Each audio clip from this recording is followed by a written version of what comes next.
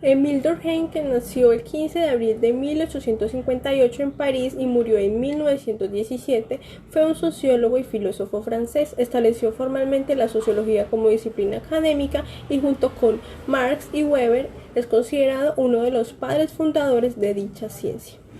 La obra de Émile Durkheim reviste gran importancia en la formación de los sociólogos. Se ha considerado que su mayor contribución fue hacer de la sociología una ciencia y dotarla de uno de los principales paradigmas de la sociología, el de los hechos sociales. Desde este paradigma, la atención se centra en los hechos sociales, las grandes instituciones o estructuras sociales y en la influencia que tienen sobre el pensamiento y la acción individual, siendo secundarios los actores sociales. Dentro de la propuesta metodológica que Durkheim desarrolla para el estudio de los hechos sociales, la idea es que estos deben ser tratados como cosas. Es crucial, ya que estas no pueden concebirse mediante una actividad puramente mental. Requieren de datos del exterior de la mente. Para Durkheim no hay razón para buscar fuera del hecho social sus razones de ser. Con ello, orientó a la sociología hacia la investigación empírica, logrando diferenciarla de la filosofía y la psicología. Bueno, para algunos de los intérpretes de la propuesta teórica de Durkheim, su primera obra hizo énfasis en los aspectos estructurales, contribuyendo enormemente al desarrollo del estructuralismo. Ya en la segunda obra se centró más en la cultura que en la estructura, influyendo así en el desarrollo del postestructuralismo y el postmodernismo. Sin embargo, es sumamente importante e interesante que mientras en la primera teoría de Durkheim coadyuvó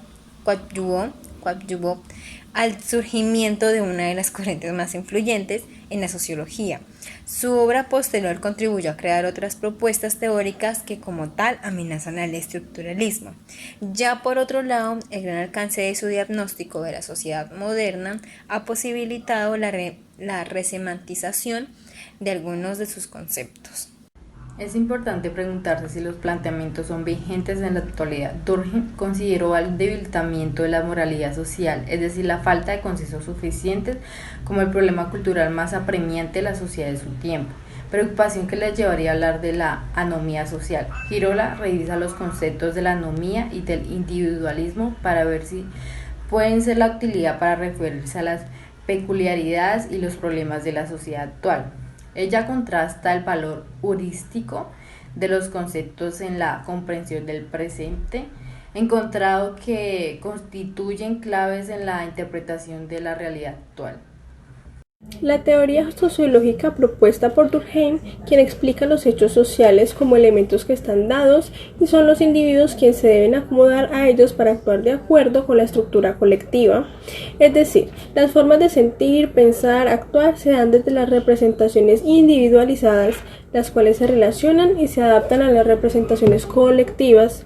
Durkheim, al hablar de representaciones colectivas, hace referencia a un sustrato de las representaciones individuales, las cuales están relacionadas con el producto de la asociación que hace un individuo a partir de los imaginarios colectivos, donde el individuo tiende a tener una conducta más conservadora, lo que básicamente significa un punto de divergencia con Moscovici, ya que él refiere a un conjunto de personas que conviven, comparten y que a partir de esa interacción innovan cada día.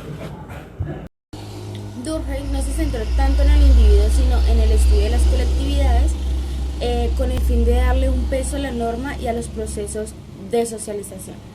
También se puede citar acá a Durkheim para ahondar en el concepto de representación colectiva, al decir que esta pues, es la forma en que el grupo piensa en relación con los objetos que lo afectan. También se puede decir que las representaciones colectivas son compartidas por los individuos de una colectividad específica y están determinadas por hechos construidos en tiempos pasados. Dicho pues de otra manera, las representaciones colectivas son una forma de reproducción de la realidad a partir de acciones repetitivas de los individuos dentro de una sociedad conformada por costumbres cristalizadas culturalmente. Para Durkheim, el individuo se encuentra inmerso en una colectividad que de manera coercitiva le impone costumbres, formas de pensar y de actuar.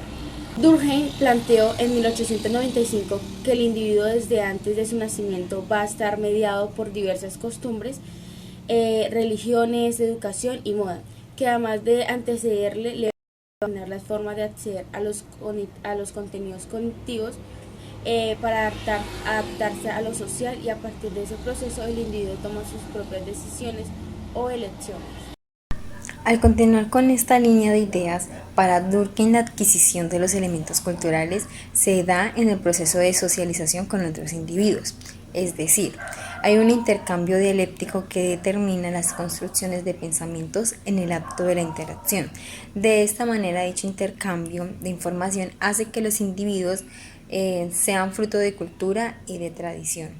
Para concluir, el objeto de estudio al que Durkheim como sociólogo apuntó fue a la conservación de la cultura por medio de las reglas, las cuales daban sentido de organización a lo social, un componente conservador que pretendía sostener un orden a las instituciones como los grupos de personas, familias, educación, Estado, entre otros. Esto también influía en los procesos de socialización de los individuos para ayudar a presentar la sociedad. La teoría durkheimiana estuvo marcada por el contexto en el cual se desarrolló, puesto a que se caracterizó porque se describió e investigó la realidad social en la que estaba inmerso el autor de dicha teoría. También trabajó para alcanzar preparaciones científicas que se necesitaban para favorecer la moral de la colectividad. Fue así como pudo desarrollar la teoría de las presentaciones colectivas, y así dio paso a otro tipo de construcciones como la de Moscovici.